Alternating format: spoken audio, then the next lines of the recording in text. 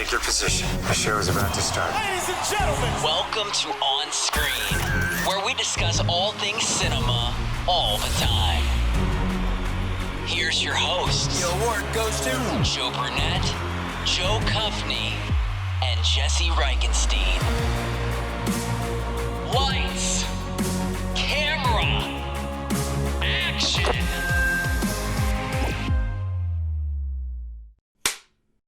All right. This is September 2nd. It's been a little bit since we recorded the last episode. We've all been pretty busy with work, so pretty excited to get back into it. Yeah.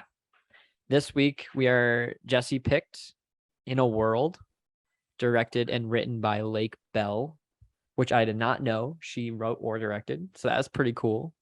Was this a directorial debut or I don't know? I don't know. Let me see, actually. I honestly don't know much. I didn't really know much about her / don't know much about her. So, but I've heard the name. Like, her name sounds very familiar. And this one is, I feel like this one was special in a little bit way to me because it's basically about Don LaFontaine, who is, for those who do not know, is like the voiceover god from like the 90s and early 2000s. He is famous obviously for the 3 words in a world. And me and Joe used to make movies growing up, and Jesse too. But me and Joe would always use like his voice and everything, and we'd always try to mimic his voice and make trailers. So I did love that part about this whole movie.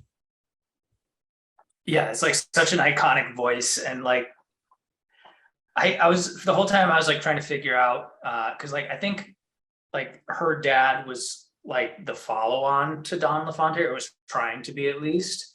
Right? Yes. Did I get that right? That's what I understood from it.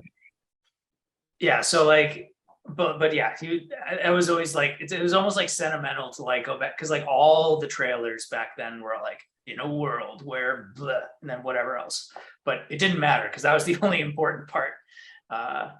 So yeah, it was like almost like oddly like sentimental. Isn't that crazy though, that you can remember so like just those 3 words from just any trailer? Like, that's such a staple of movies. It's crazy. It's just a voiceover artist, like, and the fact that they could take that and make an entire movie out of it is I think it just speaks to, you know, how iconic of a line and how iconic Don LaFontaine was. yeah, Even though this doesn't really have like too much to do with them, but like, right. I mean, he's so I famous. only picked this because last podcast you mentioned Don LaFontaine, and I popped right into my head, and I was like, oh, that would be a good movie. Like, I like that.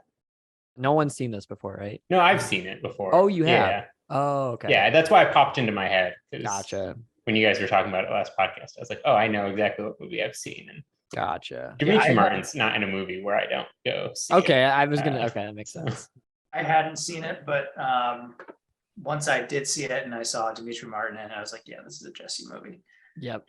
I always remembered like the cover art for this. Like I would always see it in like, you know, online and stuff, but I never know what it actually is about. I never like read about it, but I love the concept. I think it's super cool. I feel like you don't see a lot of movies or shows based on like, well, you see like making movies about movies being made. Like, that's a popular thing, but not like voiceover artists. Like, I think that's super cool because voiceover work is so interesting because like theoretically it's not super complicated, but it is at the same time. Like, you're just behind a mic and you just talk. You don't have to show emotions and stuff, but like, it's so hard to get that emotion in your voice.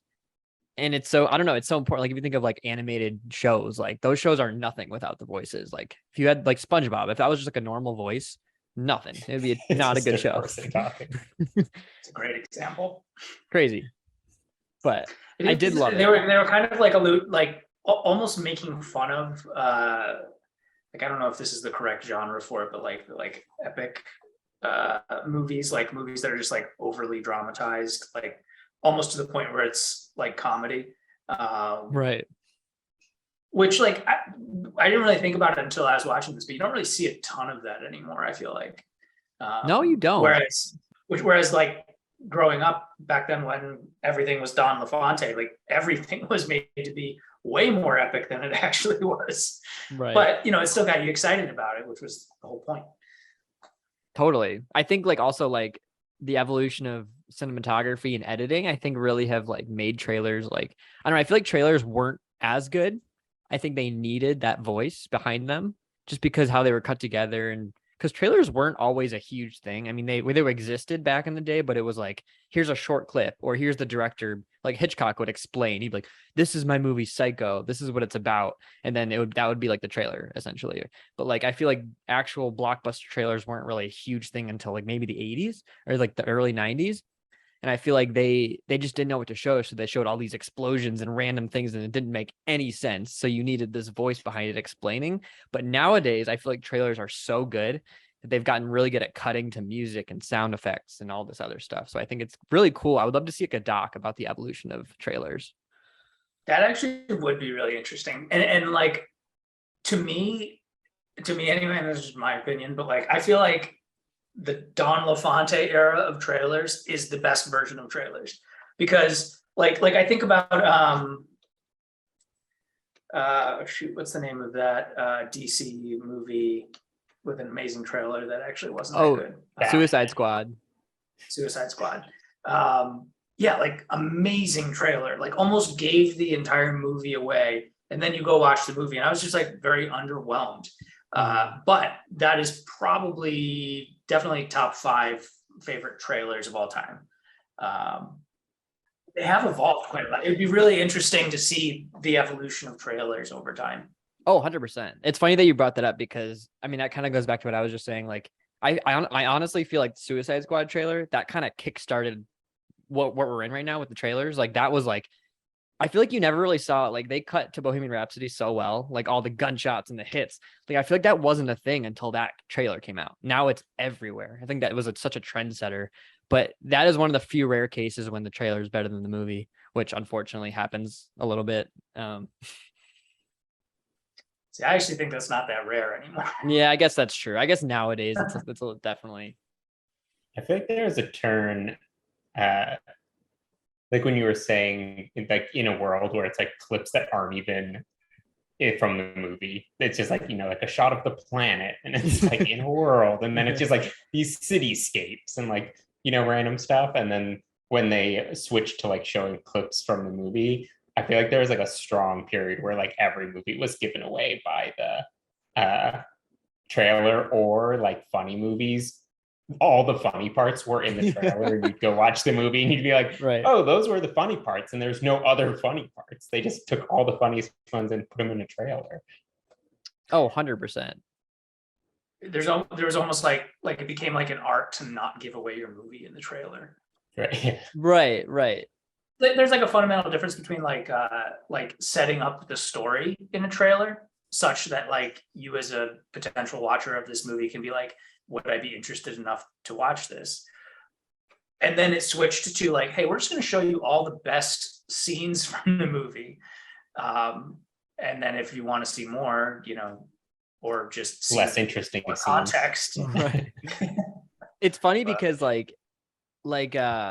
yeah, those, I feel like trailers from like the 90s and 2000s, like they were longer too. Like they were 3.5 minutes, like 3 minutes, and they would just show like little clips. And like you were saying, Jesse, like the comedy movies, it would just be all the funny parts into one movie. Like I just think of, I don't know if it's what movie it is, but it was some romantic comedy. I don't think it was When Harry Met Sally, but it was something similar to that. And I think it was Don LaFonte or something. And you're just like, 2 lovers meet up in New York City, like that. And it just shows like random clips of these people. Like, for me, those trailers don't make sense and they give a lot away, but they're still fun. But like, I feel like I don't like nowadays, I try not to watch any trailers because they give away everything. But I watch them after the movie that I watch. I don't know. It's weird. It's a very interesting topic. It is really weird because I didn't think about it until you just mentioned it. But yeah, like almost like avoiding trailers is like a thing now. That like because otherwise, like one of the best things about movies is when there's like a surprise ending and you didn't expect it. But like I feel like a lot of movies, you either know the ending going into it because it's like a well-known story or something, or the trailer gave it away. Oh, for sure. And I feel like one of my favorites are like teaser trailers, where it's like a 30-second to a minute clip. Like I wish they just stuck with that. You know, like I'm trying to think of an example. Off the top of my head, I can't remember, but like I wish it was like they would show like I tried to do this with my senior film. Like I made like a teaser trailer before a trailer, and it was basically like I had a shot of like a church of where it took place, and I kind of just slowly zoomed in with like audio behind it, and then I cut to black, and I had like the title, and I was like, I like teasers but way better because you have no idea what's going on. Just makes it a little more ambiguous. Yeah, I Very- agree. That's what a trailer is supposed to be. It's supposed to just Right. see if you're interested. Not really a movie, but I feel like Bo Burnham's Inside trailer was basically that. I actually never watched that. I didn't really see a trailer for that. I think when he announced it, it was just, I mean, because it was like an Instagram poster, you know, but I'm pretty sure it was just like a 30-second clip of like him inside, like a slow moving Perfect. one shot and then inside kind of. I love that. See, that's all you It's need. also just like our attention spans can't handle anything Right. longer than 30 seconds at this point. So Yeah. I feel like Gen Zers aren't made for A24 movies. Just the slow zoom in for like a minute, 2 minutes. yeah. So should we talk about the movie maybe a little bit? Yeah, I guess. Yeah, I mean, we just Yeah, gave that a covers little precursor to movie trailer history, but let's talk about the movie. No, this was great. I actually really like this. It's very kind of up my alley-ish. You know, I like movies based on making movies and things like that. I love like showbiz movies. It's kind of fun. I feel like they're also pretty accurate, I feel like, because people who make them obviously work in showbiz, so I feel like they're not making anything up. Like her family dynamic with her dad, I just feel like that's a real LA family, a showbiz family. That just makes a lot of sense to me, which is kind of sad in a way. But I don't know, that's what it is. But I don't know. It was good. I liked it. The cast was great. Dimitri Martin he was great. Loved it. The whole cast. You could literally just record me being like, such a great cast, so fun for every movie. That is my review. But then we'll record that and play it back for every. I'm not even in podcast anymore. I just like a clip pops up and I'm like, can we talk about the cast? It was so great. It's so fun. And then it disappears. Oh. Yeah, I mean, I remember at the time, like, because Dimitri Martin doesn't really act, so like if he pop into a movie, I'd be like, oh, cool. But it's just like everyone is so good in this movie. Tig Notaro, random, also hilarious. Yeah, comedian. totally. Michaela Watkins, who plays her sister, plays like Belle's I sister. don't know. I'm not. She's super like so familiar. good and pops up into random stuff. Okay. Like I feel like she's one of those actors who's in. You see, and you're like, oh, you're in a lot of stuff. I couldn't name one thing you're in though. But you're right. Nick Offerman. Oh yeah, weird. Oh yeah, him too. Yeah, such a And good cast. little cameos from like Eva Longoria and Cameron Diaz and Gina Davis and Jeff Garland. Like huge cast. I love when celebrities make cameos as themselves, like in Hollywood movies. It's so fun. Yeah, which is like I think the great part about like movies about making movies, if it's like not real life, but they have real celebrities in it. Right. It's a fun mix, and also like plays into like nostalgia. Like it's fun to look back because we remember that. It probably doesn't age as well if you're like young and then you're like, I don't know who Eva Longoria is, or like I don't know. Yeah. Who, like these people mean nothing to me. But that's so true. Actually, that's a very good point.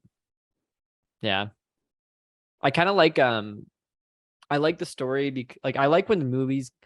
I guess it depends on what's done, but for the most part, I kind of like when movies take like a real topic, like the death of Don LaFontaine, and they kind of make it into their own story. I think that's always kind of fun because, like, I mean, I don't know if something similar happened, if that was based on anything, but it was kind of a cool, interesting story. But yeah, I don't know. It's like an alternative ending, but a whole movie. Exactly.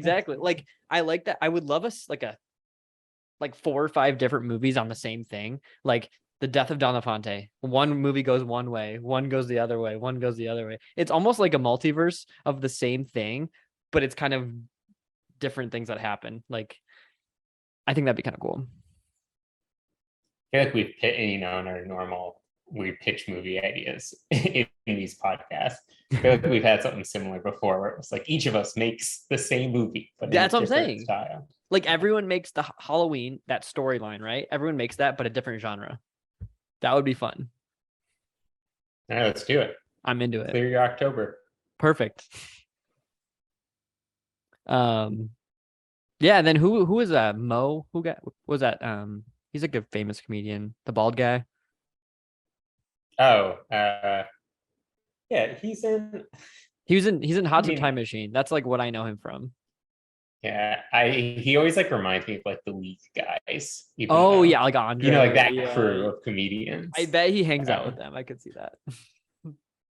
He was good though. I liked his character because usually he's kind of like a nuts, like a nutcase dude. But I feel like this one he was actually kind of like a stable fiance, boyfriend. I don't know. Yeah. That was kind of fun. That was also such a random. The Irish dude was such a random scene. There was a lot of random scenes in this, I feel like, but it kind of worked. I pulled up a review, and I want to do a takeover of Jesse's segment. Oh, please, yes, let's do it. Actually, like it just it's kind of what you just said. Read that review. It's 4 out of 10 stars. It says the title is meh. All right, 4. Wait, all right. wait, you got to read the author too. M_exchange. Okay. An exchange. Very familiar with their work. So.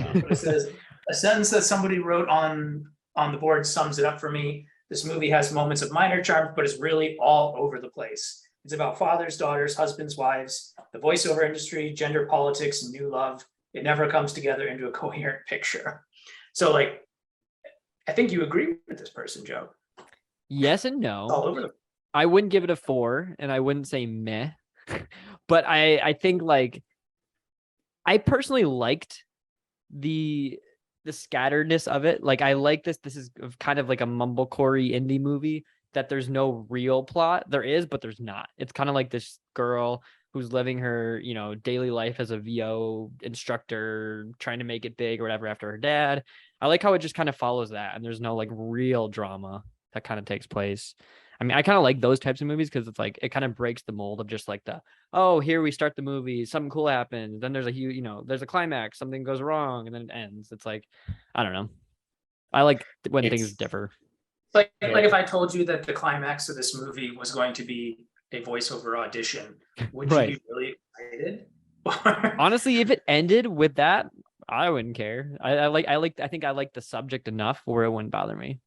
They did build it up to the point where it felt like I thought it was gonna end right there. the big moment of the movie, even Mm, though it's just 3 people doing a voiceover audition. right. These movies all the time that I love that are like mumblecore, but I've seen them. Like if I've seen them before, so I'm rewatching, but I can't remember what happened. Because I watched this when this weird thing. Whoa.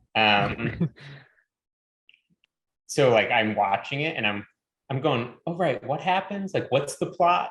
And so I'm just watching it and like trying to think, and then it just like ends, and I'm like, oh wait, what? This just ends?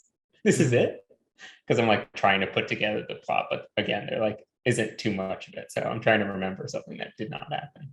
But I that love happens that. to me all the time with these. Yeah, I love these movies, but anytime I rewatch them, that's how it feels to me, because I'm like Right. trying to remember some plot that's not there. And I feel like those are the types of movies, the perfect types of movies to zone out, because you can always come back and be like, oh, I didn't really miss much because there's no plot to like build up to.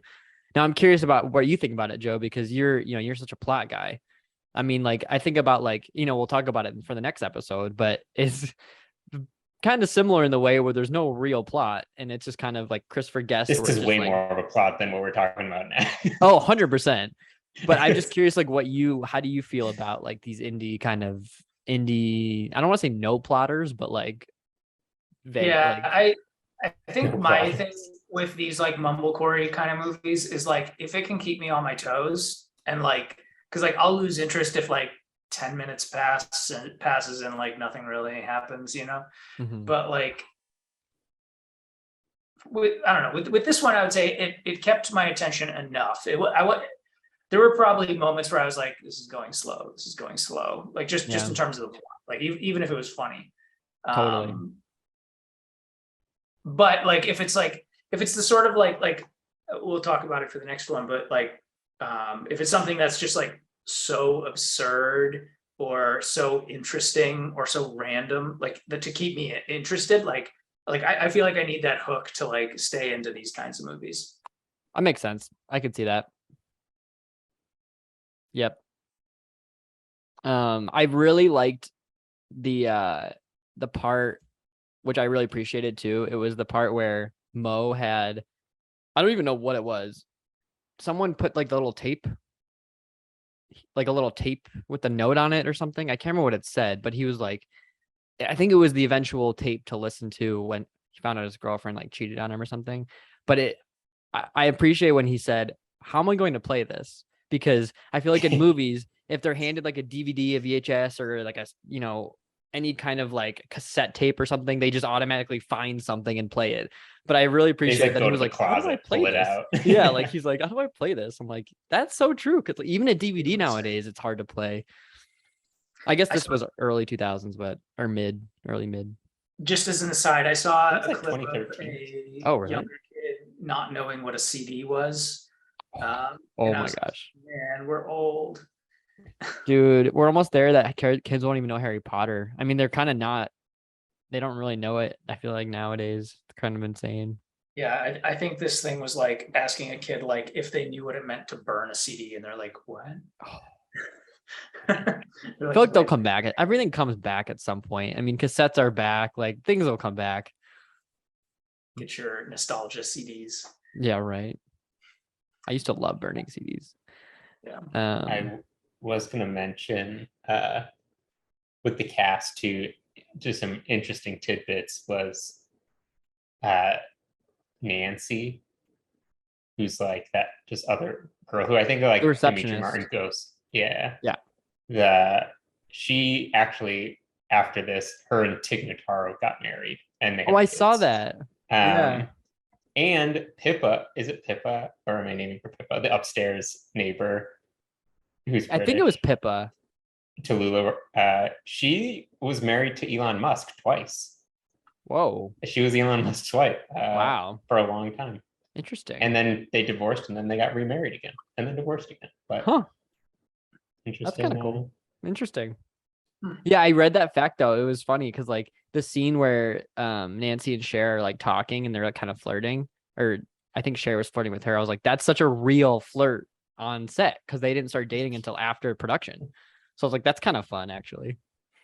I love those little. With the benefit of of hindsight and context. Exactly. I actually loved her Nancy's character too. She was so funny. Like when she was wasted at the party. The party was hilarious. Her and Tig are like the funniest people. I'm not super familiar with Tig. Tig's her stand-up's so good. She also has a podcast called Don't Ask Tig. That's hilarious. But I listen to Tig a lot, but it's just funny because I know the name Stephanie. I know she's an actor. I just like never I can never think of who it is because I just hear her name. Yeah. So like watching this, I was like, oh yeah, that's her. That's Stephanie. She looks familiar. Like she has that face where it's like, I know you from something. Yeah. Yeah. And then I don't know if I don't know how well you know Friends, but her dad's girlfriend, like the young girl, the blonde girl, she played Elizabeth, which is Ross's she was Ross's student who they dated for a little bit. Which I'm like, wait, in everything I've seen her and she dates older dudes. I wonder if she's typecasted for that. Typecasted for dating older men. Is that way. But yeah. But yeah, this was funny. This is good. I liked it. I enjoyed it. I think I was pleasantly surprised. I mean, I didn't expect it to be bad or anything, but it just didn't. I don't know. I didn't know much about it. Like I'm not super familiar with the cast or anything. So, but I actually thought like Dimitri Martin, like I've seen him in a couple things, like as like a, one or two liner person, whatever. I feel like he's actually a good actor. Yeah, Contagion, exactly. Like 2 lines. And in I think he's in. Oh, no, that's Aziz. I was like The Rocker. He's in one of those funny comedy movies though, but he's actually like a solid actor. Like I feel like a lot of comedians who do acting, like they're not as good, doesn't translate as well, but like he can actually pull it off. Like he's actually good. Have we talked about his movie?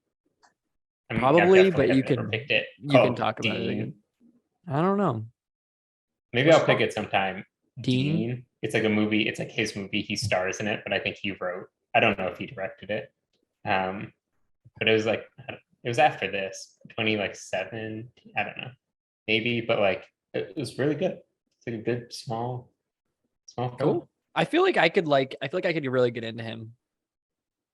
He seems like every time I hear a joke, I'm like, yeah, that's funny. He's good. It's such an awkward comedy though. That's the thing Yes. that like I like about him. But I could not picture him doing any other type of comedy really. Right. Yeah, but I feel like it translates though because it also just feels so real. You know, like his character doesn't Exactly. actually I feel like that's who he is. Yeah. Well, and like you're like, oh, I know people like that, or like, oh, I know that. Like he's not like it's not like the character who plays it cool, and you're like, it's cool for a movie, but like nobody's that cool. He's just like the extreme of like when he's talking on the phone with her and stuff. And he's like, you want to go to the party? And he's like, yeah, I don't want to. I want to. Oh, phone's calling. You know, like that whole thing, and then just like chucks the phone. Why did I do that? I love that. Yeah. Oh, Yeah, you know what? He is in The Rocker. He plays the music video guy who like directs them. He's funny in that. But yeah, he was good. I loved the scene where I think they were at the party and Gustav, I think he was like trying to hook up with Lake's character. I don't know her name. But he's like making out with her nose. It's so fun. I liked how weird that guy was. He's in a lot of stuff. Yeah, Ken Marino. Is that his name? I don't know. He's in the other two. I mean, he's in so many things. He's always like so a random good. character. And he's been around for a long time. But in that show, the other two that I brought up, I'm sure neither of you have watched, but about like the siblings of like a TikTok star, like the older siblings. He plays the TikTok star's manager, and he's so that's good. Cool. Yeah. He reminds me of like a Rob Riggle or something like that. Like they're kind of on the same length a little bit. Like they play similar characters, but like different enough where it's not annoying. Yeah. Oh, he's also in. I've seen him a lot in random stuff. I went and watched Party Down. So like, it's like Adam Scott. That's the right name, right? From Parks and Rec. Yeah. It's like it was like one of his first parts, and it's like Martin Starr is in it. Oh, cool. It's one of these like Freaks and Geeks-esque show where it's like it gained a like cult following like after kind of it came out. It's just like one season. I gotta check that out. Yeah, it's really good. It's like one of those really good old series. But he plays like again like the head of like it's like a catering business, and he's like the head guy, but like the same character, just like the goofy guy who shouldn't be in charge but somehow is. Right. Like it kind of reminds me of what's his name, Diddy from Get Him to the Greek. Like how did that guy get in charge of anything? Yeah. Love it though. It's so funny. Or like Tom Cruise in Tropic Thunder. Like yes, yeah, so good. Love it. Do y'all want to rate this? Well, you want to do locations quick? I mean, there's not much. It's very I couldn't find anything, believe it or not, for this movie. I mean, obviously it's LA though, around LA, California. But I literally looked it up. I couldn't figure anything out. Couldn't find anything. So sometimes you win, sometimes you lose, sometimes you can't find any locations. That's my job to figure it out though. So I will do that. I got some more time in my hands the next coming week, so we'll be good. Yeah. All right, just throwing this out there now though. Dimitri Martin is coming to Minneapolis on October 20th. So just saying, let's do it. You guys are in town too. Let's do it. I'm throwing it out there. Let's get tickets. Do what venue? State Theater. Yeah, let's do it. I'm so in. Down. Cool. Joe, you want to kick off the ratings? Sure. I really liked this movie. I think it did keep Mumblecore is not like my favorite style of movie, but this did keep me interested enough, and I do love Don LaFontaine. So like it was definitely like I don't know. It was a fun watch. Like I'm not sure I would watch it like again, but I really liked watching it. So I'm probably gonna go 7.2. Where's the Smoothie Girls? Nice. Because Yeah. I don't know, I just thought that whole character was just really funny to me. Yeah, totally. I love that. I'll go. Yeah, I love this movie too. This was a fun one. Yeah, I don't know if I would like rewatch this, but I'm glad I watched it. Like I love Don LaFonte and very nostalgic. The cast was great. Fun little movie. I would definitely recommend this to people who like, showbiz movies, kind of indie showbiz movies. I think people would enjoy it. With comedy, with interesting It's a comedy. follow-up to Bowfinger. Yes. Honestly, not a bad duo. But yeah, sometimes like some of the comedy, I'm like, is this supposed to be funny? Or it's kind of like that. There's a lot of movies where I'm like recently that I've been watching and I'm like, is this supposed to be funny? I don't know. And there are some moments in this where I'm like kind of laughing and I'm like ironically laughing. I don't know if I'm supposed to be laughing. Who knows? But it's funny to me. So I guess it worked in some way, some capacity. Yeah, I'm gonna go 6.5. I think this was great. I loved it. Karaoke songs, because anything with karaoke scene automatically is a point for me. So there you go. Like if Tusk had a karaoke scene, it would have been higher than I rated. It would have been like a 3. -4. What would that karaoke scene have looked like? It would. Oh my god. It would have been the worst. Could have been like a nice first scene or something, or like Yeah. Haley Joel those get singing or drunk something. at karaoke. Yeah, and like that's where he gets abducted or something. Yeah. Like that guy is, at the bar. Yeah. Spoiler alert. Honestly, probably would have been better than what was made. So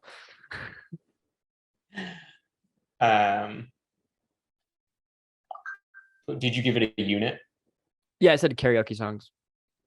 Okay, right. That's right.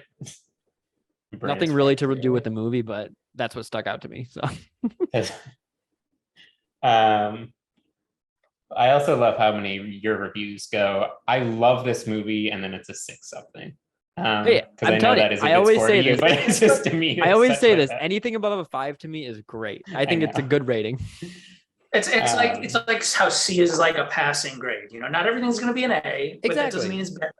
It's Like, just it's not average. Exactly. That's a great way to put it. Yeah. I crushed it. What? I got a D. That's passing. It's better than failing. It's like I know it's like I think it's a good movie, but not all of it is for me.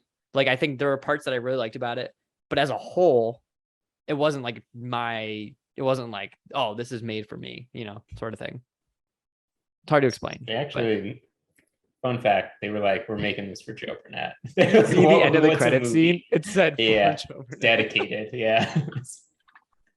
I'm gonna go 8. 8 nose kisses. Nice. I just like, again, it's right up my alley, just of the like great cast. I wouldn't actively ever rewatch this, like even now, but it's like because it's a fun cast and it's like fun. There's like you don't really have to pay attention. It's like a great. I don't like using the term like background movie because I don't know when I really want like a true background movie, but it's like you're kind of paying attention, but it's kind of fine if you don't. I'd never like probably sit down with a group of people and be like, everyone, let's focus in. Yeah, let's watch this again. Right. But it is good. It's just fun, and it's just fun characters. And like we were saying, like Dimitri Martin's characters and stuff. It's just I don't know. There's something funny just about these people in general, regardless of the plot. So yeah, I like when movies I've seen with Dimitri. Like I like when he plays kind of this like, I don't want to say he's not a loser, but he's kind of like a. I mean, you can say it. He's like a hopeless romantic kind of like he's in love with this girl, but he's like a sweet guy, I should say, like a funny sweet guy. I don't like when he's like a little bit dorky. Dorky. Yeah. Like it's funny when he's a dick and stuff, but like it's not. I don't enjoy it as much as like something like this. Like I prefer him when I'm like I want to root for him. I want to be like, yeah, Dimitri, get it. That's the best. Like why and like all the awkward parts and stuff is like because it's you empathize with it so much, and like even if it's not like, oh, that is me, I think everyone understands those feelings. So to see it to an Oh, yeah. extreme of like, again, I just love that phone scene so much. 'Cause Yeah. it's just like the pinnacle of that. I feel like his character like is that phone scene. Yeah. But you're still rooting for him. It's not like he's Exactly. like that, and you're like, yeah, who cares about this guy? Then? Right. And I appreciate there's not one part in the movie where it's like, oh, I don't like this guy. Like you're always rooting for him. Like there's always like you're always hoping he ends up with her at the end. And I also think that phone scene is so relatable. Like you were saying, like, I mean, you're scared to call girls and ask them out. Like it's a hard thing to do. Like I get it. I feel like dudes can relate to that scene pretty well. You're just in it, like talking to anybody who you like want to agree with, you know, and then so you're trying to like say stuff, and then they kind of are like, well, yeah, I'm not going, and you're like, yeah, I'm not gonna go either. Yeah. That's dumb. And they're like, well, I have to, and they're like, well, yeah, I'm going to too. But like, Yeah, we've all been there. and we'll always stay there. We've been there. We're Yep. going there. We'll be Mhm. there. All right, how about some news? You guys have anything you've been watching or any news at all? I mean, it's been a while, so I can't remember. I've got two, and one I'm going to save for the next Okay. podcast. I got But, one I'm going to save too. One is, are you guys watching The House of the Dragon? Nope, I still have never seen No. Game of Thrones. You guys never got into Game of Thrones, right? I watched the first episode when it came out, like within the first season. Years past, I tried to watch the first episode again. And that's my extent of how far I've gone through Game of Thrones. It's too late now. There's too much. Yeah, There's I too much. can't. It is a lot. It is a lot. But so they're coming back, and this is like kind of a prequel series. But I don't know. Like, I didn't really like how Game of Thrones ended, so like I'm hoping this just like is a little bit more redeeming than that. But so What do far you so think? good. Yeah, Two I've heard good episodes in. things about it. So Yeah, I mean, it's definitely entertaining. I feel like it's I like the like Lord of the Ringsy style, like kind of like fiction shows. yeah, But like you know, it has to be done well still. And so far, this is done well. So Cool. so far, I like it. But we're only 2 episodes in, so we'll see where it goes. But been watching that. One other thing that I don't know why this popped up for me, but I saw something this morning about a horror movie that I think has either just come out or is coming out soon that looks awful. But I wanted to see if Joe, you knew about it. It's called Winnie the Pooh, Blood and Honey. oh yeah, I'm so pumped for that movie. Really? Well, it's I gonna don't be know. like a cheesy, Perfect. shitty. It's gonna be a cheesy, probably a really Yeah. bad cheesy movie, but in a fun way. I'm definitely gonna watch it. That's why like it made me think of you, because I was like, this looks awful, but I bet you Joe's gonna watch this for like Oh, totally.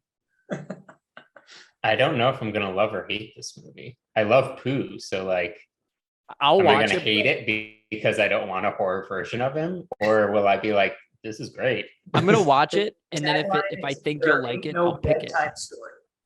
No bed. All right, Yeah, I'll I'm watch very it. I'll give curious. it a though. watch. I'm so. I do want to interested. know, like, if it's literally just a horror movie with like Pooh Bear and Piglet masks, or if it's somehow is like are they gonna like, I don't know? No, I drown think it's somebody? like actual, like Okay, yeah, if this is an Characters. actual Pooh Bear, I don't care. If this is a mask, Yeah, like I I'm want real. I'm no, I like, think it's psycho- actual. I think it's actual Pooh Bear. I want live action Pooh Bear. That's what it I want is. a guy in a Pooh Bear. Whoa, okay. I'm pretty sure that's what I'm it is. getting more into this. I'll send you the IMDb, Jesse. But All right. I'm glad you've heard of it, because as soon as I saw it, like I don't even know how it was like somehow recommended for me. I'm like, why? I love that. That's what I recommended you. But once I saw, I like watched the trailer because I was curious enough, because I was like, this just looks wild, and so I wanted to see if you had seen it. It's gonna be so good Whoa. in the worst way. All right. Yeah, that's gonna be great. I'm glad you brought that up. Actually, It's almost spooky. Very excited. I will be Um, watching this trailer after. hell yeah. Let's see. I was on a plane a bunch. I was on 7 different planes in 10 days when I was in Europe. So I got to watch some movies. Funny enough, I watched a lot of rewatches. So a lot of I've been on an older movie kick, a lot of Hitchcock movies, but I watched a new one called Dial M for Murder. I have never seen it before. Fantastic Hitchcock movie, one of my favorites for sure. And then I finally watched Dumb and Dumber because everyone gave me so much shit for not watching it, and they quoted it all the time. Literally every single person I know have seen this movie. Was this after the Idiocracy? I watched this on the podcast? plane to Sweden. No, but when do people give you shit about it? I'm saying Everyone, like the past Just in 10 general, years, just- like every time like someone quotes it, I'm like, I don't know what you're talking about. They're like Dumb and Dumber. I'm like, never seen it. And they're like, what? Like it's just random I've people, like never heard anyone quote it. friends, family, coworkers, like everyone just does it. It's crazy. Random people at bars will quote it. So I'm like, okay, I have to watch this movie. And it's exactly what I expected. I don't know if you guys have seen it before. I'm sure you guys have both seen it, right? See, I was the odd man out here. But Rare. It doesn't happen often. exactly. But it was exactly what I expected. It was very stupid and dumb, but it actually still held up fairly well, surprisingly enough, I thought.